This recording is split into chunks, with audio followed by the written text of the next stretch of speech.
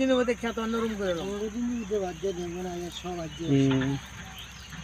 এত দিনের যত্ন করি না। না আমি এর আগে একবার এসে ভিডিও করে নিয়ে গেছিলাম, বুঝছেন। আমি এর আগে একবার ভিডিও করছিলাম, তখন কেবল বীজ ফুটে, আমরা ফুটছি, বুঝছেন। এখন তো একটু ভালো হয়েছে, অনেক সুন্দর হয়েছে। আর কতদিন চাষ করতে পারবেন? তো বন্ধুরা সবাই ভালো থাকবেন। সময় স্বল্পতার কারণে আসলে ভালো করে দেখাতে পারলাম না, আর একটু ভালো করে দেখাবো। এগুলি কিন্তু দেখতে মনে হচ্ছে পালং শাক, আসলে এগুলি কিন্তু পালং শাক না, এগুলি এক ধরনের ঘাস, ঠিক আছে। প্রচুর পরিমাণে হয় এই ঘাসগুলা, দেখেন মাটি দেখা যাচ্ছে। আবার কেউ রাসায়নিক দিছে ঘাস মারার জন্য। ওই যে এখানে এক কাকা ছাগল নিয়ে বসে আছে, এই যে ছাগল খাওয়াচ্ছে খুব সুন্দরভাবে, দেখতে পাচ্ছেন। এই ছাগল লাল শাক খায় না? কয় কি ছাগল কি লাল শাকে অ্যালার্জি আছে নাকি যে লাল শাক খায় না?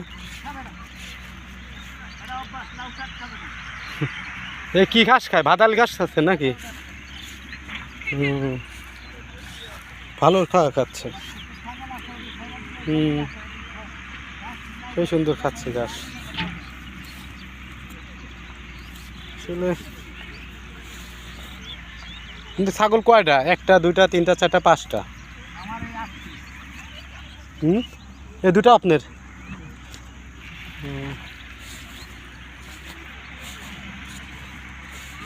ছাগল ভালো লাগে, সময় কাটে। ভালো লাগে কিনা জানি না, পালি এই আর। না তারপরে সময়টা তো সুন্দর কাটে, আপনি ভালো লাগে না মানে? এদের ছাগলের সাথে যে সময়টা পার করতেছেন, মানুষ কি বললো না বললো, ছাগল পালি না মানুষ কি বললো ওটা না, আপনি আমি একটা কথা বলি, প্রকৃতির কাছে থাকলে মানুষের আয়ু বাড়ে, এটা জানেন? এটা আল্লাহ তাআলা বলতে পারবো। আয়ু বাড়ে কেন বাড়ে জানেন? কারণ প্রকৃতিতে ফ্রেশ বাতাসটা নিচ্ছেন।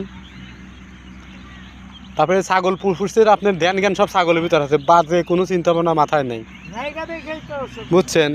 মানে আপনি যদি এখন একটা চায়ের দোকান যা বসে থাকতেন, বা 5 জন মানুষের সাথে বসতেন, বিভিন্ন রকম মানুষের নিয়ে কথা বলতেন, এতে পাপ হইতো, বুঝছেন।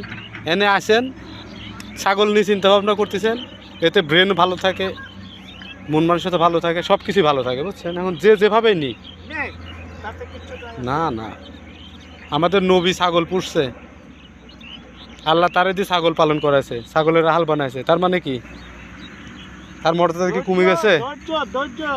না, তার মর্যাদা কি কমে গেছে? নবীর মর্যাদা এটাই ধৈর্য, তার ধৈর্যের পরীক্ষা দেওয়া, মানে ছাগল পোষা